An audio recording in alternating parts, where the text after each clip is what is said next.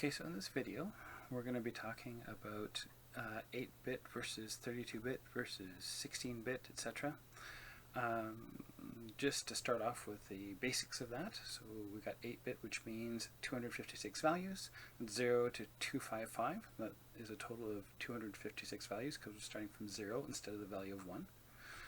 We have 16-bit, which means 65,536 values, but Photoshop still uses only 0 to 255 in the color picker, so there isn't a 16-bit color picker available.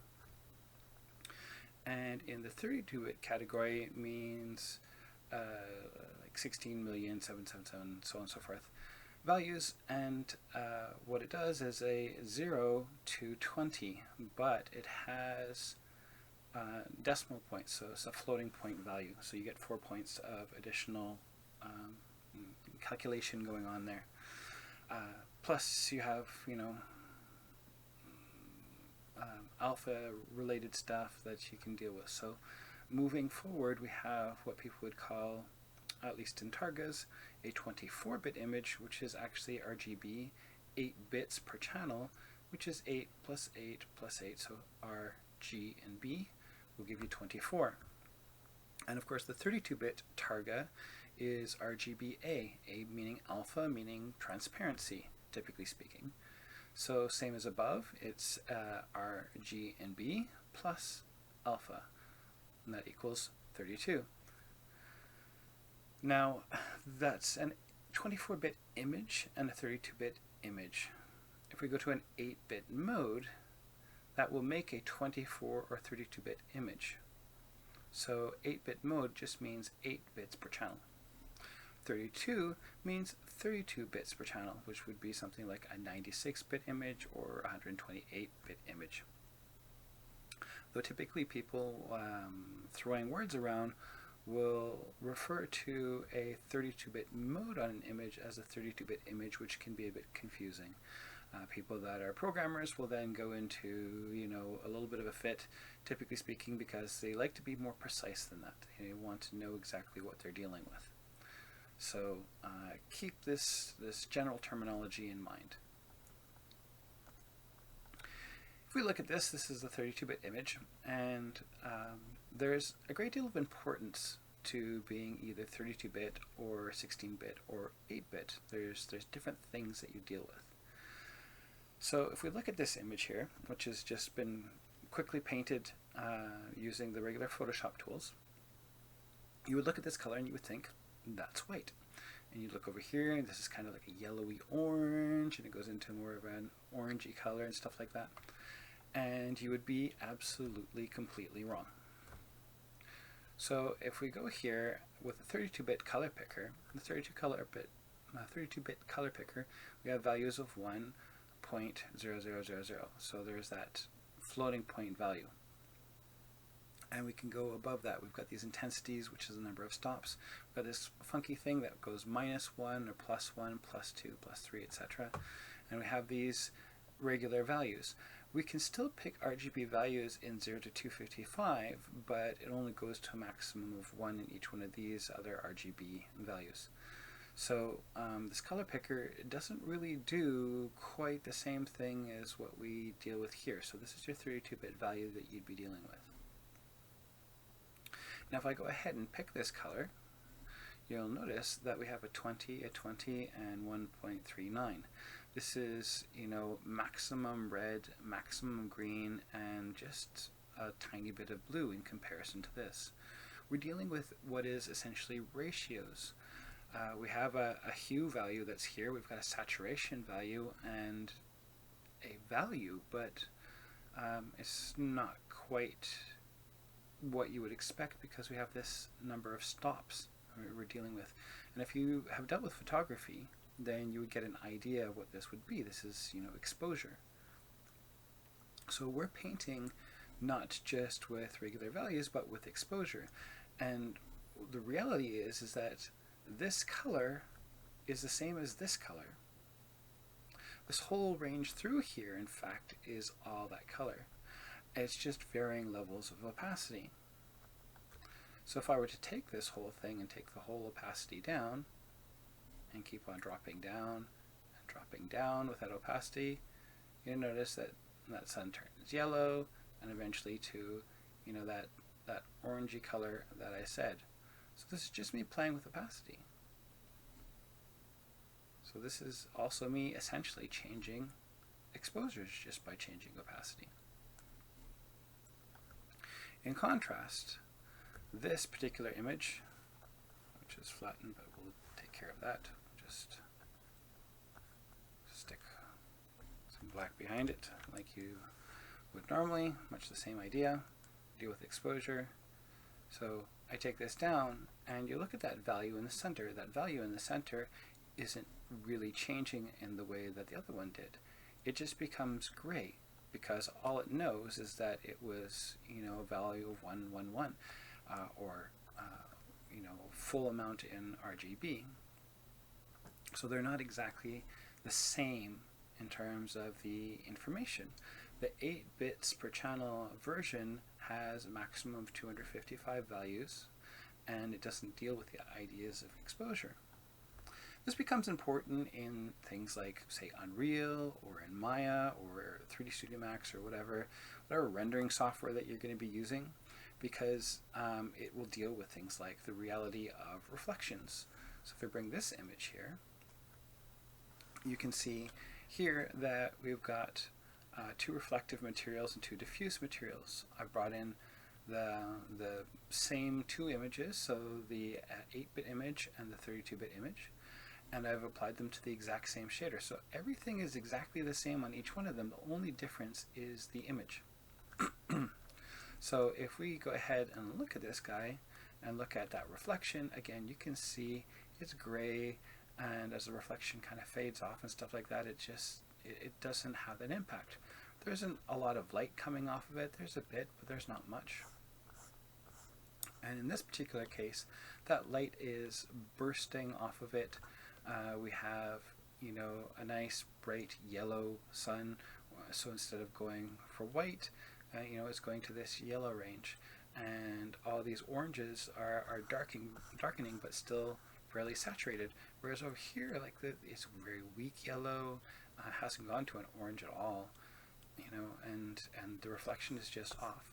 So this is what we're looking at. This is the kind of information we want to be bringing along with us. So if you bring in an image, HDR is best, and if you can't get an HDR, you end up having to make one, or essentially convert what you have into one. So if I go here, essentially what I need to do is I need to pick the appropriate color. So let's say I wanted to make, like, let's say a sky color. Well, I'm going to go with, you know, the sky blue. I don't go full saturation because it's never really a good idea. None of this stuff is really that saturated. And then I look at how it relates here. What are the colors that I'm dealing with?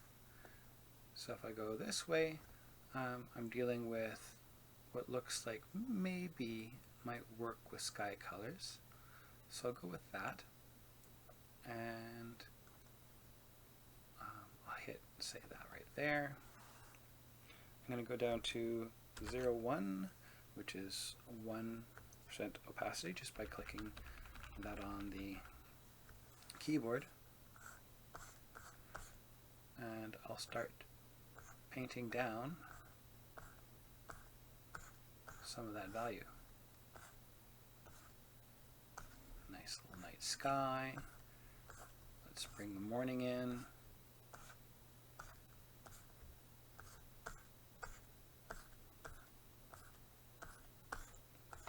So I'm just adding 1% at a time.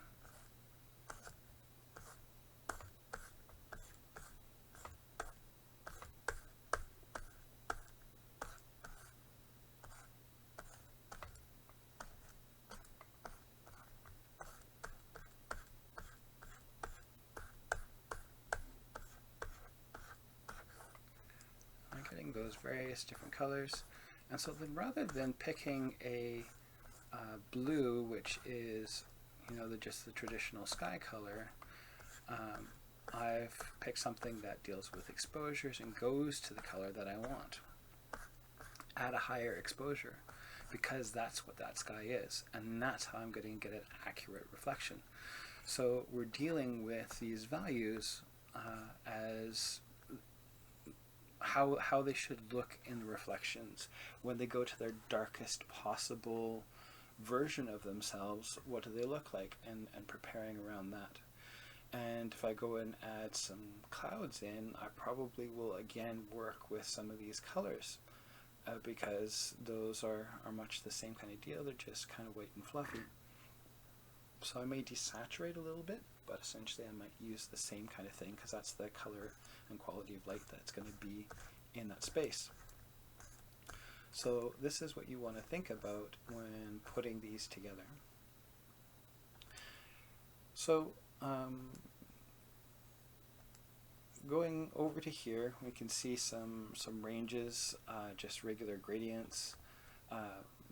You can of course try and blend these things, but keep in mind that in crossover values, when you see white like that it might not actually be white. You might end up with some purples and things.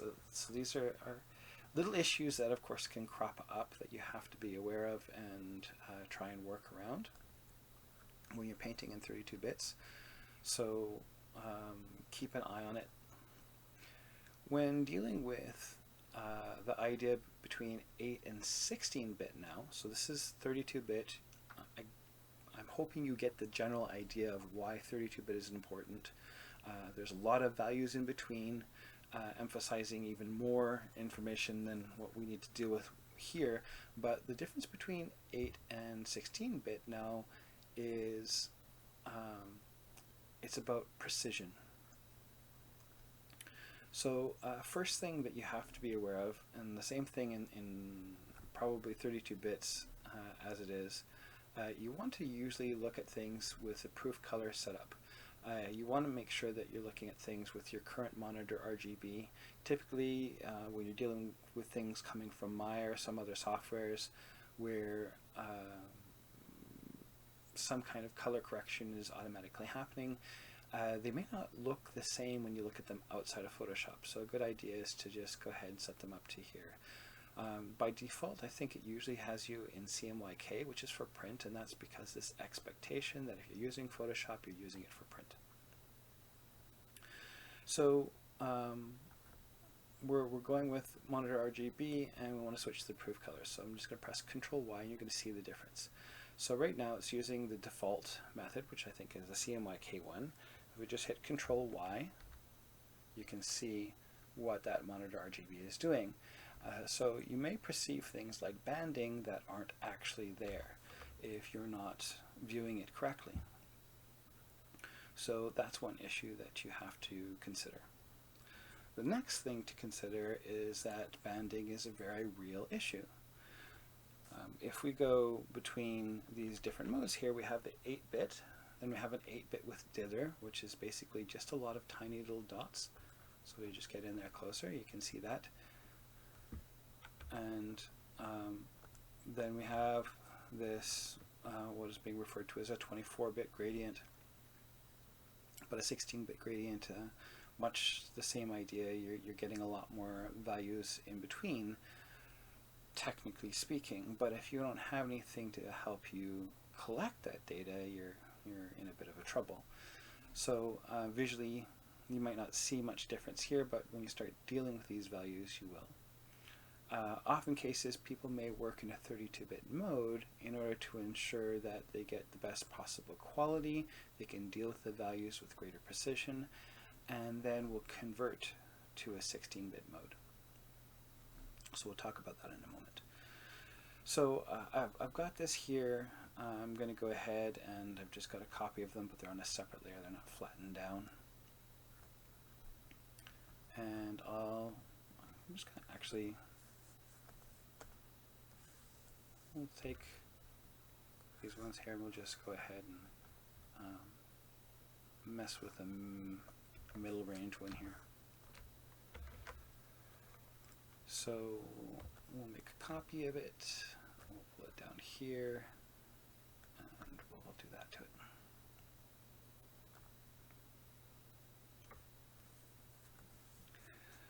So this one will be the 16-bit later, just put that away. And this one, we're going to take it and maybe we'll put some kind of dark blue color or something in the background. That's nice. There we go. So let's play with this. I'm going to go image adjustments and we'll go with levels. And I'll go with, say, 120 and 140. So about a range of 20 in between. So we've still got a gradient in there, but it's really been compressed down. So I'm just using this small gray range in there. And you can maybe even perceive the subtle gradient is, still in there. The image adjustments, levels, and you can see that range of value right in there. So go back in, we're going to try and pluck that out. So go 120, 140, and we'll pluck it back out, and we get some banding. So there's not a lot of values to mess with in there. Let's go to this one. We're going to go to image mode and we're going to switch to a 16-bit mode. Again, want to make sure that those proof colors are up and running. And our good buddy here, we're going to go into our gradient. Let's go black and white. Gradient.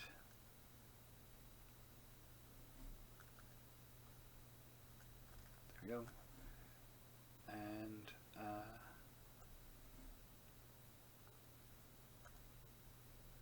let's do that. Let us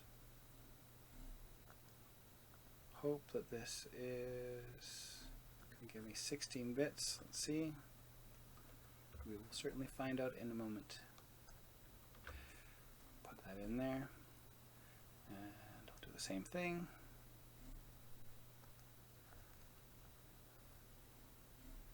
So we've got a lot of values in there. And let's go 120, 140, and let's pray to the Photoshop gods. Image adjustments and levels, and 120 and 140, and the Photoshop gods have granted us. So initially it looked like it was the same, but look at this. We got it all back. We lost nothing because those values were kind of hidden behind the scenes.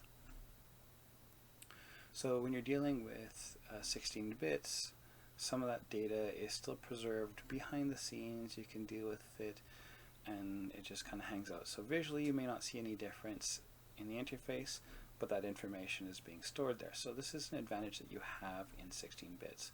16-bit images will store data that you won't actually see, precision values in between. You can do things like gradients and blurs and opacity between channels and stuff like that, and all of that information will be stored in the 16-bit image. Even though if I go to the color picker, it's just going to be a 0 to 255 value. I don't have that 32-bit color picker. I don't have the precision to pick the colors that I want. 16-bit mode in Photoshop is actually all about the editing. It's about your percentage of opacity. It's about dealing with adjustment modes and stuff like that. Layer modes, all these kind of things have a higher degree of precision. If you save out a 16-bit normal map, so you want to do some editing to your normal map, maybe adjust the subtlety of certain variances and stuff like that in there, you can get away with a lot more. Imagine something like, say, the minor distortion of a window on a building. A building will have very tiny bends and warping to every single window because just gravity and the pressure applied by the things that are holding in place, maybe even by manufacture. but they're not big distortions. The whole thing's not bulging out like a balloon. And in 8 bits, you won't have enough precision at that low set of values that you can really do that without getting sort of a stepping look. So this kind of look, right? You can see these different steps. So if you have to deal with really subtle information in a normal map, it's best to go ahead and store it in a 16-bit value. With something like that, when you generate the normal map, chances are you're going to want to generate the normal map as more extreme in its creation, and then take it into Photoshop and add a layer on top of it. So you would go in and add the typical flat normal map color, which would be 127, 127, and 255. So that's your magical color. You would put that in there, and then basically to control the amount of warping, you could then try different variants of opacity of that. So it's a little bit of lessening, more and more and more, until you get just a small hint of that detail still in there. And saving it in 16 bits means that now when you load it up in your other software, you'll get that precision that you require. Another use for 16-bit data, of course, is any other use case that you can think of for this required additional precision. So the last thing that we're going to go into is the idea of converting any information that you have here to, I guess, 16-bit or 8-bit data once again. So going image mode, and if you want to go, say, to 8 bits or 16 bits, you just switch to one of them. And it will ask you, do you want to merge or don't merge? If you say don't merge, it's going to do whatever the heck it wants, and you're probably not going to like the results, right? Everything's going to darken, weird things will happen, you're going to be unhappy. Proof color's turned off again. So if I go to image mode and go to 16 bits again, and I say merge, then it's going to be a little bit more polite. It's going to actually ask me, what do you want? So we have local adaptation, we have equalize, we have height compensation, and we have this thing called exposure gamma. And the exposure gamma right now I have with the proof setups, it's viewing it in sRGB mode. So it's not viewing it in the linear mode, so this gamma is going to be incorrect. So that means I either need to turn it to a 2.2 or I need to turn it to a 0.454. And I believe this is the one that I want. Let's see. No. So step backwards.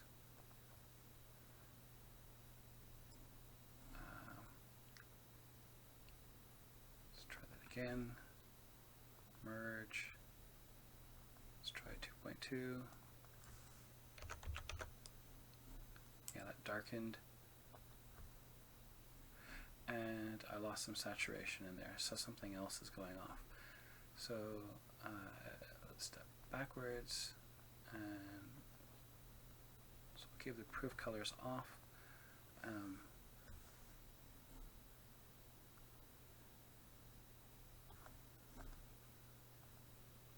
Let's just collapse that.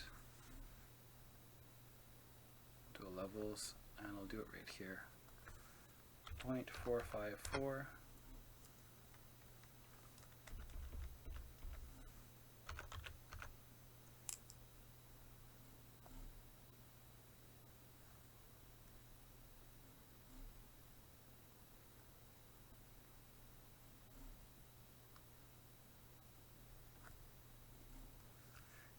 I just had to do a quick test to see what was going wrong.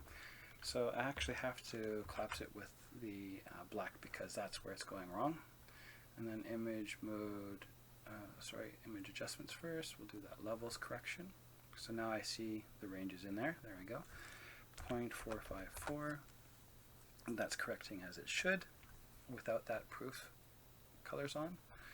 And then we go back to 8 bits per channel, exposure gamma, and it's there. And if we turn those proof colors back on at that level, it still maintains, it's good, that's exactly what it is. I can save that as 8 bits or 16-bit or whatever I want. And that's for this kind of stuff. So maybe in 32-bit mode, don't look at it in proof colors, just leave it as is. That way it's not going to recorrect it to sRGB unless that's what you want. So there it is.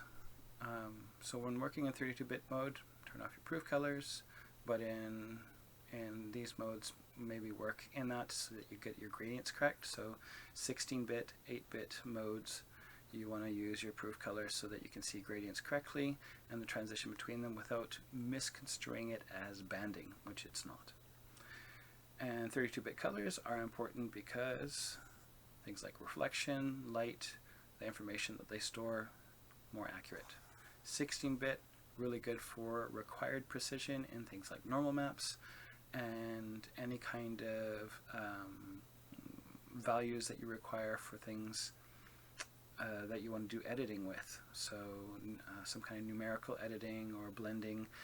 Say you're going to use it as a tool inside of Unreal, 16-bit, probably the best thing for those kind of gradients and maps.